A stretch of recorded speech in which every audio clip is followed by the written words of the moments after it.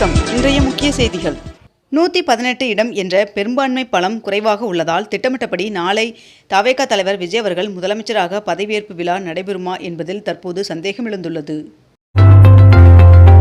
நாட்டின் 16வது சட்டசபை கலைக்கப்படுவதாக தமிழக ஆளுநர் தெரிவித்துள்ளார். ICC வெளியிட்ட வருடாந்திர T20 அணிகள் தரவரிசையில் 275 புள்ளிகளுடன் இந்திய அணி முதலிடத்தை தக்கவைத்துள்ளது. ஊட்டியில் 2026ஆம் ஆண்டிற்கான கோடை விழா மே மாதம் தொடங்கி ஜூன் 1ஆம் தேதி வரை நடைபெற உள்ளதாக தகவல் வெளியாகியுள்ளது. IPL 2026ஆம் ஆண்டிற்கான பிளே ஆஃப் போட்டிக்கான அட்டவணை அறிவிக்கப்பட்டுள்ளது. சென்னை கோட்டத்தில் 20 புதிய வாகன நிறுத்துமிடங்கள் திறக்கப்பட்டுள்ளது. காங்கிரஸ் கட்சி விஜய் அவர்களின் தவேகாவுடன் கூட்டணி அமைப்பதாக காங்கிரஸ் கட்சி அறிவிப்பை வெளியிட்டுள்ளது. இதனை அடுத்து சத்தியமூர்த்தி பவனில் காங்கிரஸ் கட்சியினர் பட்டாசு வெடித்து கொண்டாடினர். தவேக அரசில் விஜய் அவர்களின் தலைமையில் உருவாகும் புதிய அமைச்சரவையில் காங்கிரசிற்கு ஒரு அமைச்சர் பதவி வழங்கப்பட உள்ளதாக தகவல் வெளியாகியுள்ளது. பரபரப்பான அரசியல் சூழலில் திமுக தலைவர் மு.க. ஸ்டாலின் அவர்களுடன் நடிகர் ரஜினிகாந்த் அவர்கள் சந்தித்து பேசினார். நாளை தவேக தலைவர் விஜய் அவர்கள் முதலமைச்சராக பதவியேற்க உள்ள நிலையில் சட்டப்பேரவை செயலரை சந்திக்க தலைமை செயலகத்திற்கு செங்கோட்டையன் அவர்கள் சென்றுள்ளார். மேற்கு வங்க தேர்தல் முடிவுகள் மக்கள் தீர்ப்பல்ல, அது ஒரு சதி என்று கூறியுள்ள மம்தா பானர்ஜி அவர்கள் முதல்வர் பதவியை தான் ராஜினாமா செய்ய போவதில்லை என்று தெரிவித்துள்ளார்.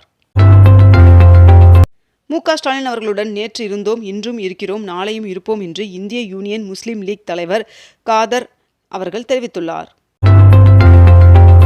12ஆம் வகுப்பு பொதுத் தேர்வு முடிவுகள் வெளியிட மாநில அரசின் அனுமதி தேவை என்பதால் தேர்வு முடிவுகள் வெளியாவதில் தாமதம் ஏற்படும் என்று தேர்வுத்துறை அதிகாரிகள் தகவல் தெரிவித்துள்ளனர்.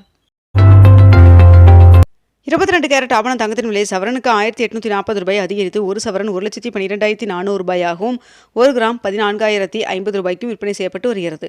இதனை அடுத்து 1 கிராம் வெள்ளியின் விலை கிராமிற்கு 5 ரூபாய் அதிகரித்து 1 கிராம் வெள்ளி 270 ரூபாய்க்கு விற்பனை செய்யப்பட்டு வருகிறது.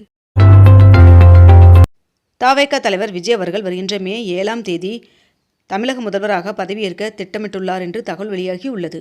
மேலும் பதவியேற்பு விழா நேரு உள் விளையாட்டு அரங்கில் நடத்த முடிவு செய்யப்பட்டுள்ளதாகவும் தகவல் வெளியாகியுள்ளது.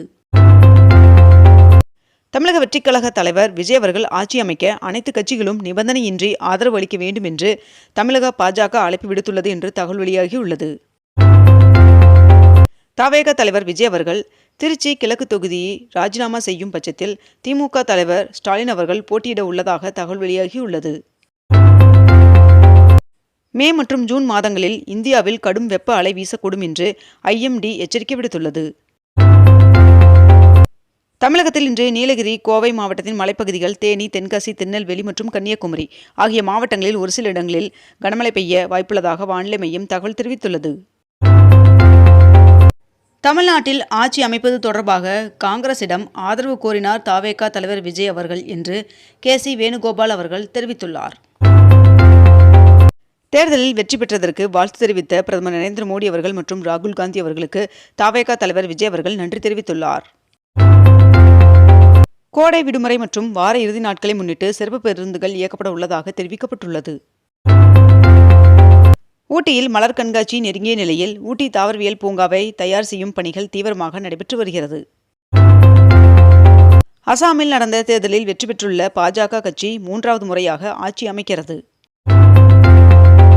தமிழகத்தில் புதிதாக அரசு பொறுப்பேற்க உள்ள நிலையில் தலைமை செயலாளர் மற்றும் DGP ஆகியோர் அதிகாரிகளுடன் ஆலோசனை நடத்தினர். தவேக 108 இடங்களை வென்றுள்ள நிலையில் இன்னும் 5 நாட்கள் கழித்து தேர்தல் நடந்திருந்தால் 150 இடங்களை வென்றிருப்போம் என்று தவேக நிர்வாகி நாஞ்சில் சம்பத் அவர்கள் தெரிவித்துள்ளார். பிரபல தயாரிப்பாளரும் நடிகர் ஜீவா அவர்களின் தந்தையுமான RP சௌத்ரி அவர்கள் காலமானார். உச்சநீதிமன்ற நீதிபதிகளின் எண்ணிக்கையை 38ஆக உயர்த்தும் பரிந்துரைக்கு ஒன்றிய அரசு ஒப்புதல் வழங்கியுள்ளது. தமிழக வெற்றிக் கழகத்தின் சட்டமன்ற குழு தலைவராக கட்சியின் தலைவர் விஜய் அவர்கள் ஒருமனதாக தேர்வு செய்யப்பட்டுள்ளார்.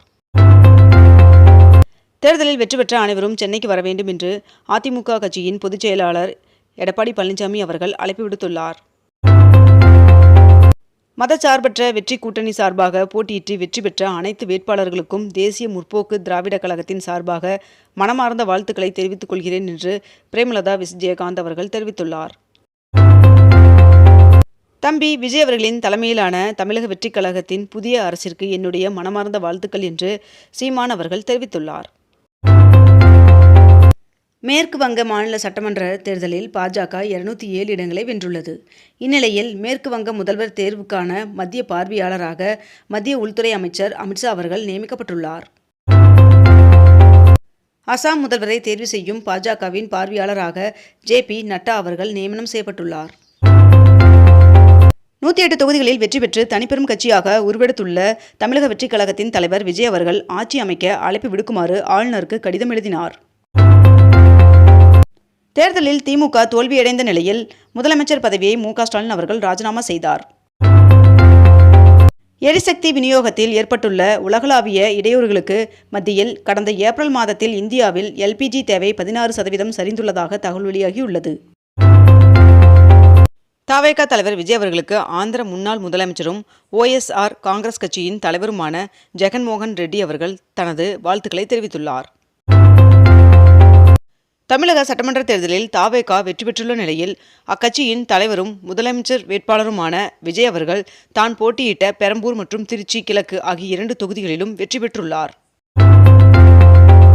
தவேக வெற்றியை கரூரில் உயிரிழந்த தங்கள் குடும்பத்தின் 41 பேருக்கு சமர்ப்பிப்பதாக அக்கட்சியின் மாநில துணை பொதுச் செயலாளர் ஆதவ் அர்ஜுனா அவர்கள் தெரிவித்துள்ளார். தமிழகத்திலேயே அதிகபட்சமாக மாதாவரம் தொகுதி தவேக வேட்பாளர் விஜய் பிரபு அவர்கள் 94,985 வாக்குகள் வித்தியாசத்தில் வெற்றி பெற்றுள்ளார். கேரளத்தில் காங்கிரஸ் கூட்டணி ஆட்சியை பிடித்ததை அடுத்து முதலமைச்சர் பதவியை பினராயி விஜயன் அவர்கள் ராஜினாமா செய்தார். இதுவரை மக்களுக்காக சிறப்பான ஆளும் கட்சியாக செயல்பட்ட திமுக இனி சிறப்பான எதிர்க்கட்சியாக செயல்படும் என்று திமுக தலைவரான MK ஸ்டாலின் அவர்கள் தெரிவித்துள்ளார். தவேக 34.9% வாக்குகளுடன் வெற்றி பெற்றுள்ளது. தவேக தலைவர் விஜய் அவர்களுக்கு தென்னிந்திய திரைத்துறையினரான சூர்யா, சிம்பு, மகேஷ் பாபு உள்ளிட்டோர் வாழ்த்து தெரிவித்துள்ளனர். மன்னராட்சி முடிவுக்கு வந்த நாள் இன்று என்று தவேக வெற்றி குறித்து ஆதவ் அர்ஜுனா அவர்கள் தெரிவித்துள்ளார். மக்களால் முதல்வராக தேர்ந்தெடுக்கப்பட்ட முதல்வருக்கு வாழ்த்துக்கள் என்று உதயநிதி ஸ்டாலின் அவர்கள் தெரிவித்துள்ளார். மேற்கு வங்கத்தில் பாஜக வெற்றி பெற்றுள்ளது. மேலும் கேரளாவில் காங்கிரஸ் கூட்டணி வெற்றி பெற்றுள்ளது.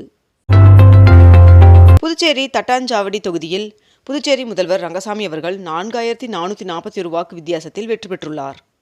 இத்துடன் இன்றைய தலைப்பு செய்திகள் நிறைவடைகின்றன. மேலும் இதுபோன்ற அண்மை தகவல்களை உடனுக்குடன் தெரிந்து கொள்ள அக்னிபூ சேனலை சப்ஸ்கிரைப் செய்து கொண்டு தொடர்ந்து இணைந்திருங்கள். நன்றி, வணக்கம்.